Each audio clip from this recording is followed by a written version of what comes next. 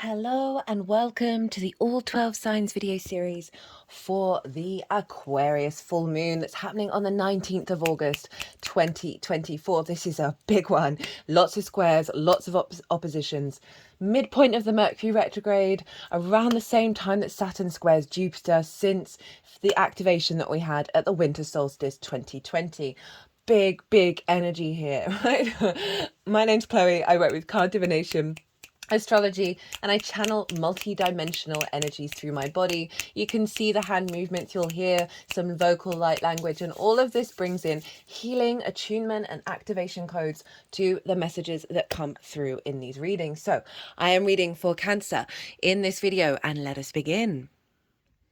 Cancer rising. How you doing, Cancer? So read for the rising signs in terms of the astrology. And those of you who have Cancer elsewhere in your chart, look to the house that it's in, the themes of that house, and you want to apply those themes as well as all the meaning you've got going on in the sign of Cancer to the messages that come through, because it will be as if that Cancer energy has now energetically moved to the first house. So the astrology for the rising sign will still link in. You just got to add on your own natal chart meaning on top of it. As always, take what resonates, leave what doesn't. Now, firstly, there's a competition. All the details of that are in the description box. That's going up to the 29th of August, which is my birthday. Really wanted to give back for the celebrations of it all. There are 3 readings up for grabs. You can enter it as many times as you like. And what else did I want to say? Well, for regulars, if you've watched the last couple of transits, you kind of know what's going on.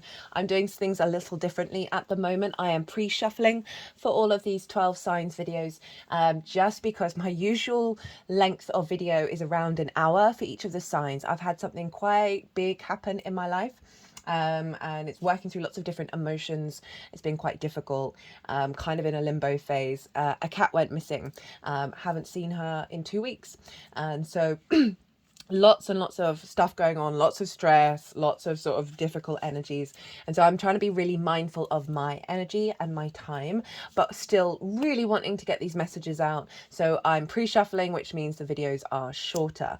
So let's get on with the astrology for Cancer rising. Now, firstly, Cancer, this moon is wild. There's no getting around it. There are so many squares and so many oppositions. There's some big stuff going on. And I break this all down in a lot more detail in the collective reading. That's where I break down the astrology of how the celestial bodies are talking to each other at the exact moment of the full moon. I also pulled the collective tarot reading as well. If you want a deeper understanding of what is, the next 2 weeks are going to bring out a lot of changes, a lot of shifts, a lot of catalytic energy. It may feel a bit uncomfortable. It may be a bit conflict orientated. Just bear that in mind. It's all in order to shake the dust up, in order for it to settle, and then you to rebuild in the new timeline. But there's a lot going on. I'm going to touch on the major themes here, but if you want a deeper understanding, as I said, go check out the collective reading, then come back and watch and see how this is affecting the Cancer area of your chart. So where is this full moon happening? This full moon is happening in your 8th house. That's where the moon is, in the sign of Aquarius. Now, the 8th house is the outside world's resources. And this can show up in different ways. This can be about mortgages, loans, taxes, insurance, bonuses, commissions. So more one-off chunks of money, as well as working with the resources from the outside world, right? You may have a project that's come to completion where you have been working with the resources of something else, but you have been doing something with it. That may be one thing. It is also about relationships, dynamics, the exchange, the give and the exchange of whatever it is between you and anything other than yourself. Time, money, intimacy, ideas, right? We can have a lot of scarcity complexes in the 8th because of not getting the resources you need, or unhealthy relationship dynamics, codependency, giving too much, taking too much. That can all show up because this is the lens in which you exchange with and therefore transform. It is very magical house, and it is, overall just sort of, with a full moon here, we can see a closing out of a cycle of a particular relationship framework, a relationship dynamic, right? That's going to be varying with all of you, or where you're just like, okay, no, I've done the work. This is no longer something I'm connecting to, because so often We learn love languages from our parental figures, from the people around us when we're growing up. That's usually coming from past life and ancestral energy that may not be particularly healthy. And that gets ingrained in our unconscious, and then we go and recreate that with any kind of relationship. It doesn't just have to be romantic, right? And so I can see a completion of that part of cycle of that, Italia or Inia, really opening you up to receive and to give in healthy ways. This is very much in alignment with the Mercury retrograde as well, because it's the midpoint of the Mercury retrograde, but also the themes of healthy relationship dynamics of giving and receiving from a elevated space is a big theme of that Mercury retrograde. So moon over in the 8th. This may see a mortgage offer come in, a loan approval, a bonus, a commission, a experience where you are interacting in a very healthy way with others. It's also your relationship dynamic with source as well, and it's an Aquarius, so it's like the air, the thoughts, the frequencies, the universal truths that you come across that you're then able to share. So the full moon there, we can get triggers because obviously the unconscious space, that is the moon, our emotional body, is fully illuminated, so something can come out of the darkness, right, in the best possible way for you to then work with over the next 6 months. So always see those triggers as tools to tap into wisdom. As I said, there may be an end of a project and you get a bonus because of it. The moon represents our intuitive body, our unconscious spaces, our needs and whether they are being met or not. How do we give and receive nourishment? So we can see a heightened expression of this. You may just be feeling really good as you go out in the world. You're feeling very receptive. You're feeling like you're getting a lot from what you're giving out into the world in exchange. With relationships, you may just feel like these are really illuminated. There's a healthier frequency coming in. You may get a lot of clues and resources coming in from source. Now the sun is over in Leo, your second house of your skills, your tools, your resources of how you manifest and bring in regular income. It is the things that you value, as well as, most importantly, how you value yourself. And often with a full moon, the sun will highlight the journey that you've made where the moon is, right? Because it's the visibility. So there's something around you seeing clearly of your own value, right? And that reflecting now in healthier relationship dynamics. This could be your skills and your tools being acknowledged by the outside world and wanting to give you that bonus, that commission. This can be seen as noticing that things are flowing in regards to your value system in the external relationships.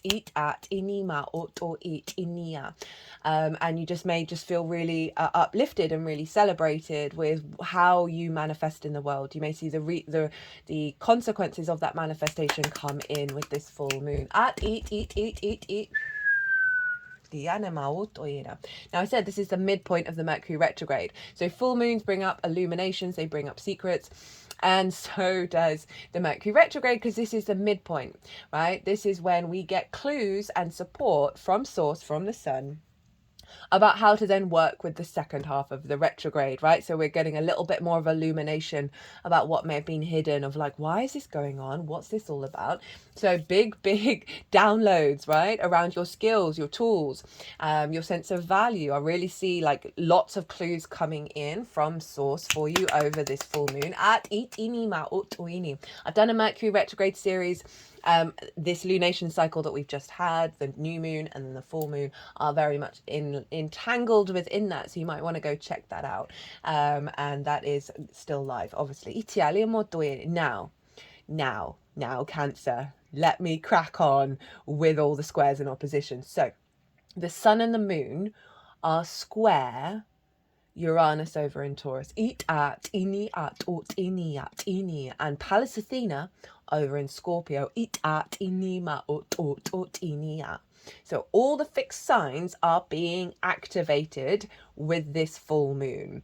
Now Uranus is over in your hopes and your dreams, friends, groups and alliances, and reaping the benefits from your 10th house, which is your career or your life path. It doesn't have to just be career. And so Uranus is a liberator, wants you to walk your talk and be confident being your unique self. It's also sudden changes, eureka moments, right? Sudden things happening. With this square, I can see an activation of a heightened level of what you reap from your 10th house being part of the integration process. You may have something come through, as I said, like a mortgage, and that's part of your hopes and your dreams. Because we're building here with all these squares and these oppositions, even though squares can bring in conflict, drama, frustration, butting heads, winning at all costs, because it's ruled by Mars, the square. But Mars isn't just that. Mars is your motivation, your drive, your action. Mars is the builder. This is where we create from these squares. So we're seeing things manifest when we have squares, doubled down by the fact this is a full moon. So there's a level of completion and illumination around, perhaps it's you working with the resources from the outside world with your skills and tools that is then more open to bigger groups and more sort of like big reveals, right? And being sudden shifts and changes around the dynamics that you have with groups that may see more resources come in that then facilitate your skills, more accessibility, more visibility. Now, Pallas Athena is over in your 5th house, right? She's an asteroid. She represents embodied wisdom and strategy. And I kind of feel like she's the saving grace of this grand fixed cross, because Uranus can be very disruptive. It's serving your soul's purpose, but it's not necessarily doing it in the most graceful of ways. It's sort of very sudden, tables being turned up. And with all of these squares, and there are more squares going on, which I will get to, there's, as I said at the beginning, there's likely to be very catalytic energy that's showing up. This can be internal, external, really loud, very subtle, all depends on your chart and what's going on with you at the moment. That this is going to, as I said, shake things up in order to break things down and then start building and creating in the new timeline rather than the old frequencies. Now that's your 5th house of your creation energy, Scorpio. Pleasure, joy, amusement, play, games, children, both literal children and figurative children, your inner child, creative things you birth out in the world. It's also about romance, dating and love. So Pallas Athena is saying, hey, to all the other fixed signs, let's make sure the frequency that's coming in is going to serve your long-term creativity, your long-term joy, your long-term pleasure.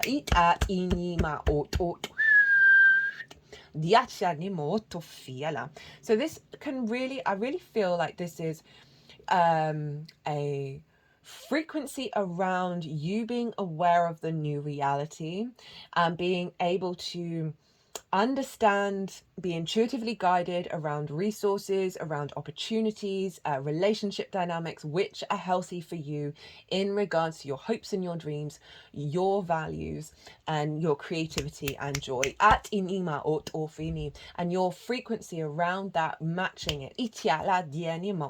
Now, Saturn rules this moon. Saturn traditionally rules Aquarius, which is what I work with. So whatever's going on with Saturn is influencing this moon. Saturn happens to be squaring by degree, nearly by minute, same as the Uranus square. So this is also on point, so wild, so can't make it up. It's crazy. Nearly exactly square Jupiter. Now, why is this significant? Well, in December 2020, around the winter solstice or the summer solstice, depending on what hemisphere you're in, Saturn and Jupiter came into conjunction. This is called the Great Conjunction. And this happens roughly every 20 years. And for the last 200 years, it's happened in Earth signs. Think the Industrial Revolution. Okay, now we had that in Aquarius at 0 degrees of Aquarius. And so it's wild that this square, which is the first hard aspect between these two planets, Jupiter and Saturn, is happening at the same time as the Aquarius moon. Blows my mind. So conjunctions, they instigate a cycle.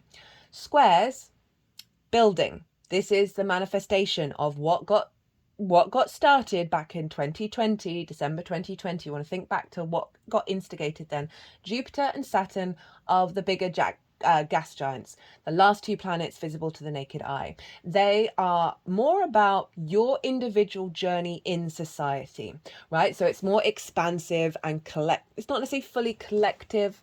But it is about longer term integrity and goals and expansion that is not only affecting you, but you know, your society that you live in. Italia to inima. So this square, we are going to see things manifest that got instigated back then. We're also going to be in awareness of what's not working and what we're going to shift and change into for the next quarter until we get the opposition. Think of it as a cross quarter moon energy, right, where you're coming into more awareness, and it's half dark, half light. The moon is split, where you're able to release that which isn't going to work, right? You've played around and you're like, nah, that's not quite working.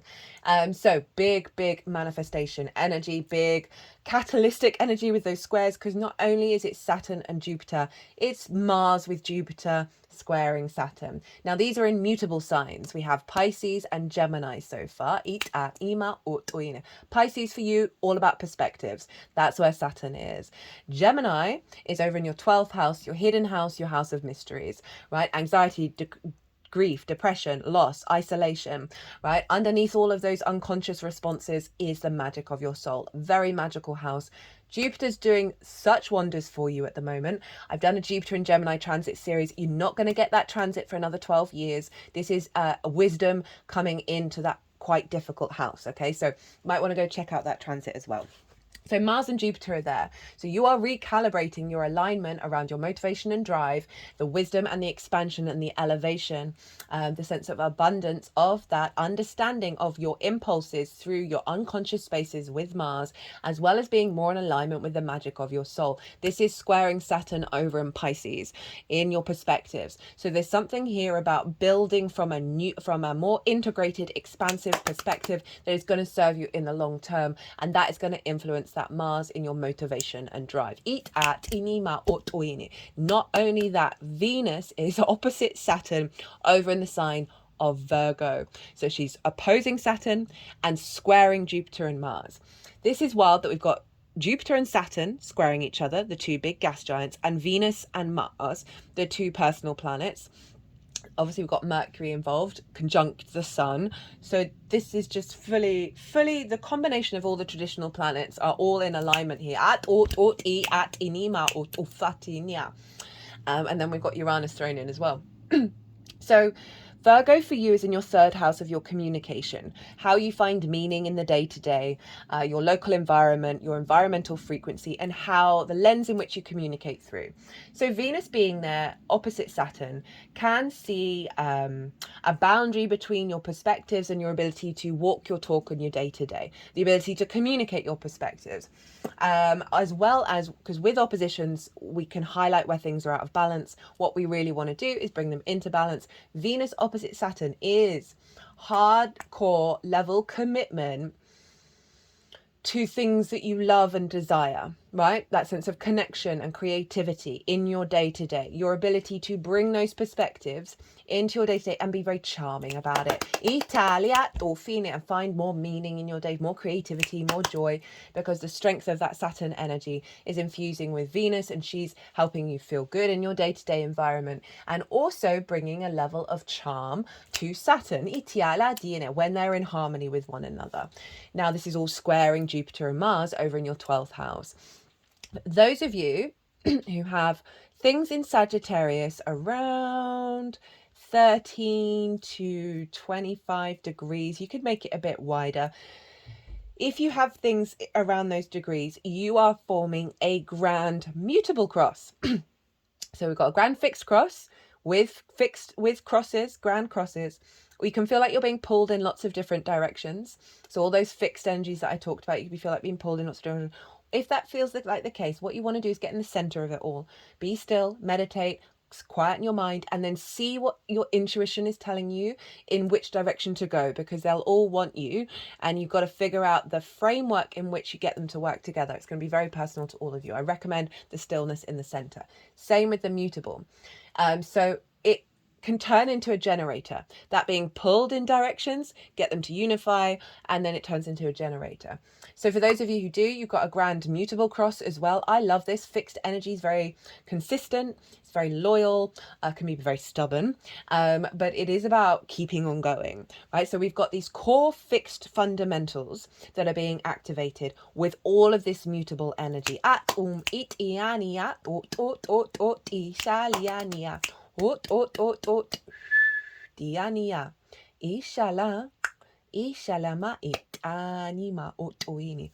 You've got Sagittarius over in your 6th house of work, how you work, physical health routines. So for those of you, that's going to be in combination with this elevation of your principles outside of limiting beliefs and being able to put them into the way that you work on a day-to-day basis. Those of you that don't, we then have the Saturn Venus opposition with 2 squares to Jupiter and Mars.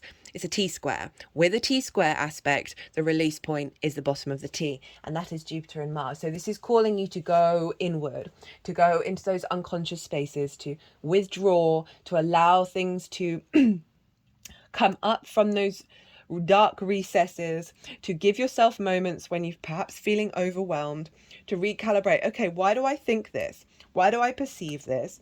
Why do I communicate in this way? Because you're going to get a lot of support from that 12th house of understanding those unconscious responses. So that's what's going on. It is crazy. The sun's also trying Chiron over in Aries, like in your 10th house. So a lot of release of wounds around life purpose and life path. Just got to pause for a second. I do apologize. Sorry about that, Cancer. I had a tickle coming up. Right, let's get on with the tarot, but excuse me. There we go. Look to where your sun and your moon are in your natal chart. Look to the themes of the houses that they're in. Those themes are likely to play a role in what shows up around the lunation, as well as if you want to do intention and manifestation work with the full moon energy, call on your intuition to see which of those themes you want to bring into it. So the tarot, what is being completed with this full moon? Right, the end of a cycle.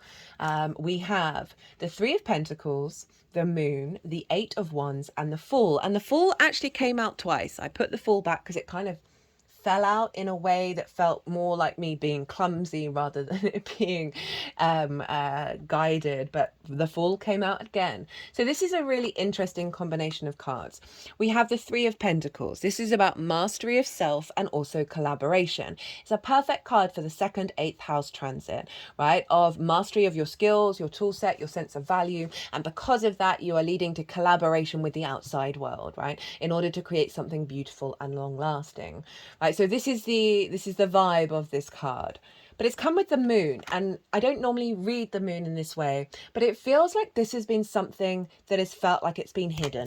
At least the full expression of it has been hidden, but it's something you've been contemplating and trying to get into an alignment with. But the moon is about the sort of the unseen. The moonlight can bring in distortions and illusions. This is Pisces as well, so there may be something about perspective, a perspective that has blocked this fully flourishing.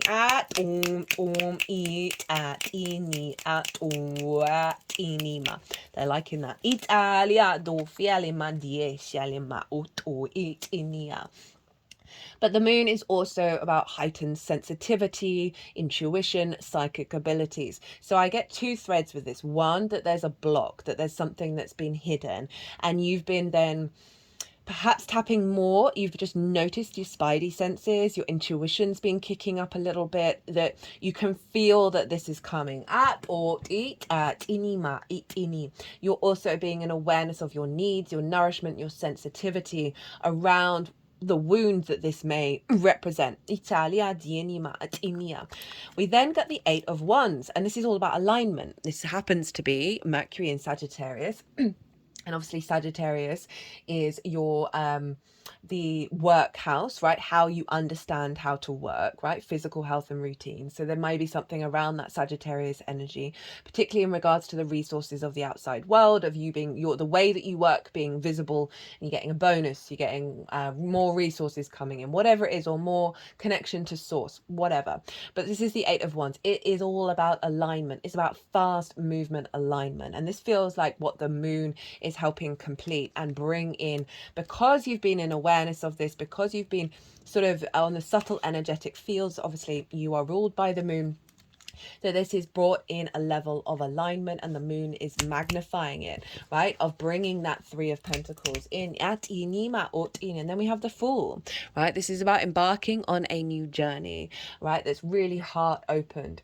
And I feel like this is the full moon is the acknowledgement of, one, the unfolding that you've been going through. Italia, you slowly allowing yourself to get more and more open-hearted and less jaded, perhaps. But this is a level of completion of that initiation of that cycle. That is seeing you be out in the world from more of a full perspective, right? That is enjoying life, that's curious about all the experiences. And also this is representing you've taken a leap into a new reality. Around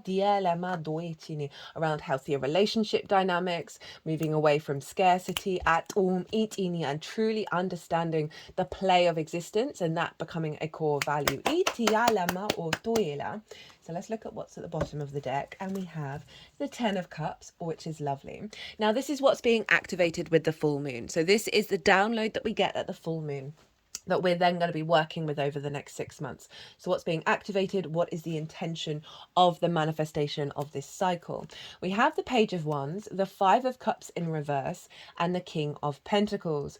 So this is really moving your capacity to communicate and interact, collect signals, synchronicities, opportunities, and a really sort of a light energy. Pages have just got into the court. They're very excited. They want to talk to everyone. They want to learn everything. So it's really opening you up to the world and its resources, right? Very excitable. But then we've got it's fire. So that's Leo. So this is perhaps opportunities around your skills and your tools, around manifesting. Of bringing in more regular income. And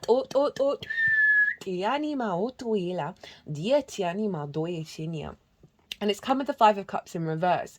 So the Five of Cups, all about grief, heaviness, a lack of looking at what has been lost, right? A looking at the pain of the experience. And this can be in with the reverse, this is releasing that. So the intention of this moon is stepping you out of, perhaps there may have been situations, a job that you didn't get, a resource that you didn't get, a relationship that didn't work, struggling of just relationship dynamics, just putting you in a space of grief. This full moon is saying, hey, no, we're releasing this. And there's a framework of how you collect information and engage with the world that's more focused on the truth of your own value, right? Rather than what may have caused the Five of Cups. And so I really like that energy. And again, it is a release around the grief, but also a release around the spilt resources, the spilt flow, the spilt abundance, in terms of what you're working with the outside world. So there's something being alleviated in your emotional body around how you perceive things, right? And communicate as well.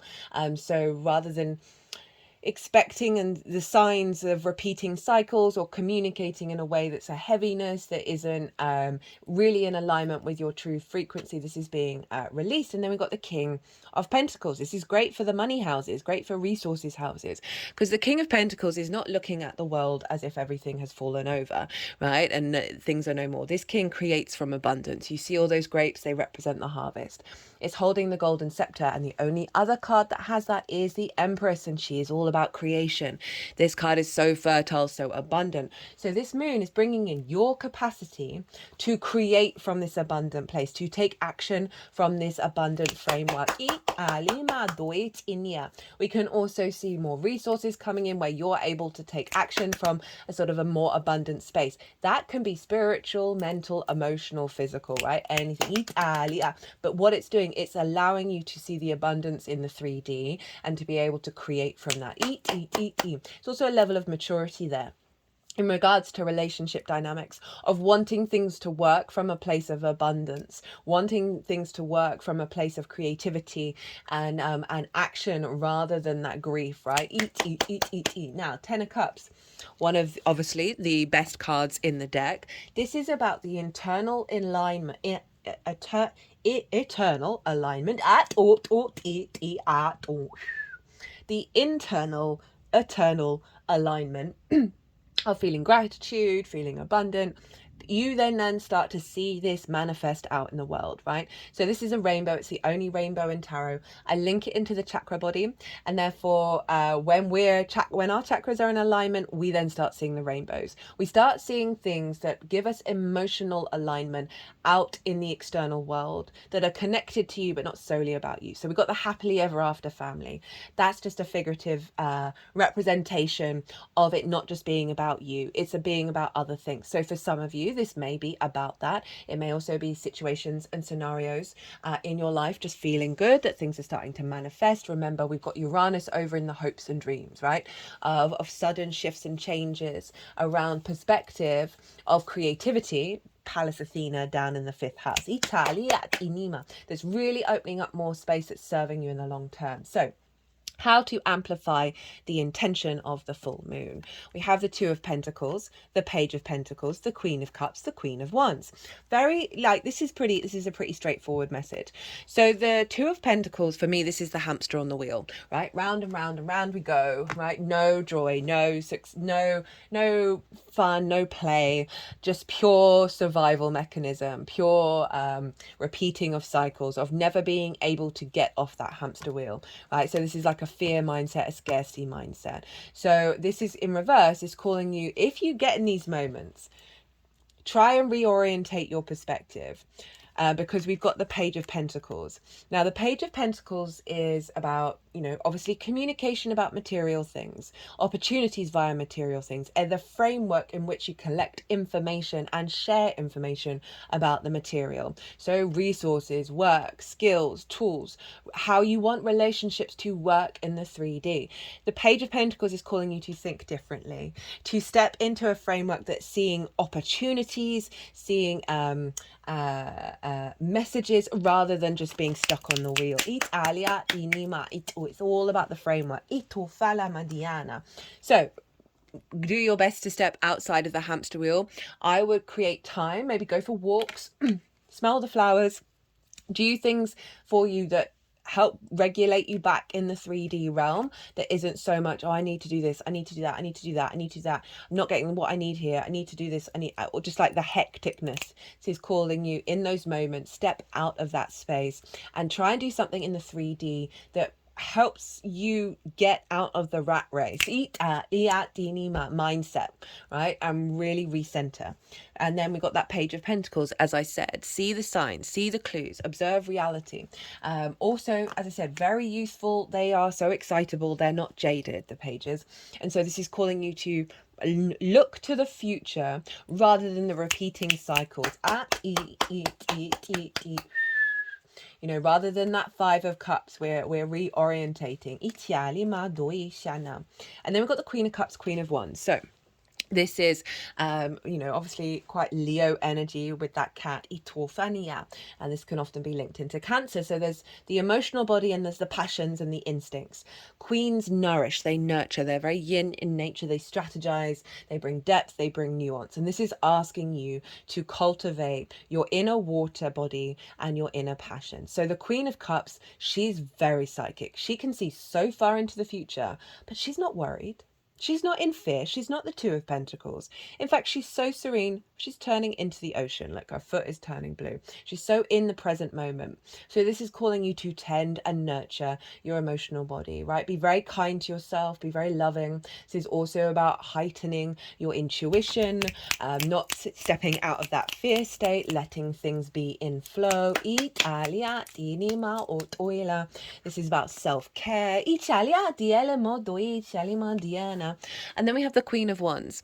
Now, this is your passions, your instincts, right? Your creativity, your confidence, your independence. You know, the Queen of Pentacles, the Queen of Wands. Look, she's sitting in a very confident way. She's not really looking at us. She's figuring things out for herself, and she's got this sunflower. Sunflowers know where to get the light, and the lucky black cat. So there's something around cultivating your skills and tools, your sense of value, right? With that Leo energy over in the second house, that is going to facilitate a deepening of a mindset in your instincts around the outside world, around relationships, right? There's a confidence coming in. There's a transformative process that is really realigning you in your emotional body, your intuition, as well as your instincts. That's going to help bring the King of Pentacles in. So it is about, like, she knows her own value.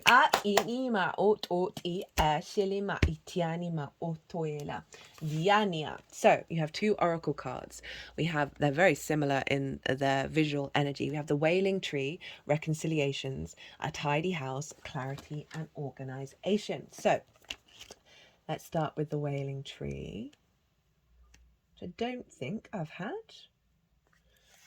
in these readings or in a personal reading. Grief and mourning, a time of necessary losses, reconciliation. When you encounter the Wailing Tree on your path, it's an invitation to stay a while and regroup, a place for you to rest and allow yourself to say goodbye to what no longer serves. You may have been overdoing things, working too hard, right, that rat race, or putting too much effort into life with little reward. If you've been considering making a change, now is the time to do so. One important thing to consider before you make any changes is that you need to allow yourself to feel your disappointment, your loss, and mourn what was and what could not be. This is a way to honor your experience, to give yourself time to consider all the gifts in it, to put proper closure on it, to really know where you've learned, really know what you've learned as you walk away from it and into something new. Even in the perception of failure, there is much good to be discovered. However, skipping the stages of loss doesn't get you to reconciliation any faster. In fact, you will discover that you will have to come back at some point, so do it all now. Look at all squarely and honestly and stay with your feelings. Life is not either or, it's both and, this and that. So as you dive in and process this, allow it to become a temporary travel companion on your journey. The feelings that this will bring to the surface will be challenging for sure, yet like all things, they will pass soon enough and you will be more enriched by the experience. So this is combining that Queen of Cups with that Five of Cups, and it's so obvious I should have noticed it, but I love that oracle card has helped re-bring that in order for this to be activated. So often we get the reverse of it, right? So this is highlighting that there may be parts of your life or situations that are falling away, and to really honor the emotional experiences in regards to that, right? And that as it says, it's letting you know you're going to be more enriched by all of these experiences. As I said at the beginning, there are a lot of squares, a lot of oppositions, and they are hard aspects. They involve more challenges, and so there's an element of disruption that can come up with what's going on with this full moon. But as I said, it's letting the dust settle for you to then work with the new timeline. Italia Dieni, a tidy house, number one. Clarity and organization, a thorough inventory, an auspicious symbol. If your emotional world feels messy and unruly, and you can't seem to get clear, it's time to see how your environment is affecting you. Although your inner world has a huge impact on what shows up in your outer world, the reverse is also true. You can be influenced by the people who populate your daily life and the energy of objects you surround yourself with. Basically, everything in your surroundings. Now is the time for an inventory and full clearing of your environment. Ask for clarity from your relationships and do not make assumptions at this time. Clear and unambiguous communication is key. You got 2 pages. You got 2 pages showing up in 1, the intention, and 2, how to work with it. So there's something about a elevated, fresh way of the way that you express yourself, Italia based on a recalibration of how you value yourself, with that sun being in Leo. Italia You may choose to let go of some people from your life when this shows up. This is a good thing. Otherwise, you might stay in these relationships too long out of a sense of obligation and social courtesy when in truth there is nothing holding you together. Be impeccable with your word, say what you mean, and be willing to make whatever changes are necessary to clean up your side of the street. If you know you are doing the right thing, it doesn't matter who has an opinion. That said, right now, once you are sure your proverbial house is a tidy one, there is a release of energy to begin new things, to enjoy life, and to know with certainty that you are on the right path.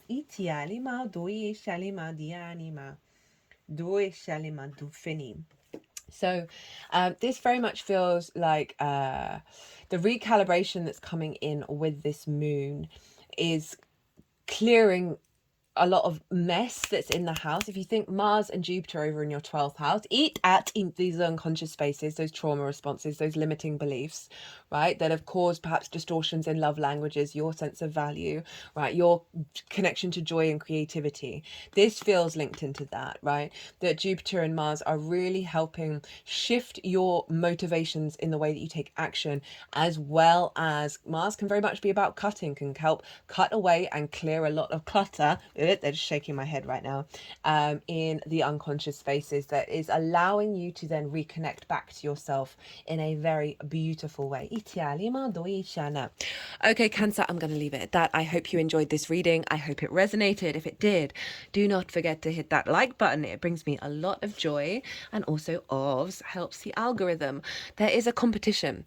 You can enter it as many times as you like, and the information for that competition is in the description box. So other than that, Cancer, be good to yourselves, be good to those around you, safe travels, and be well until we meet again.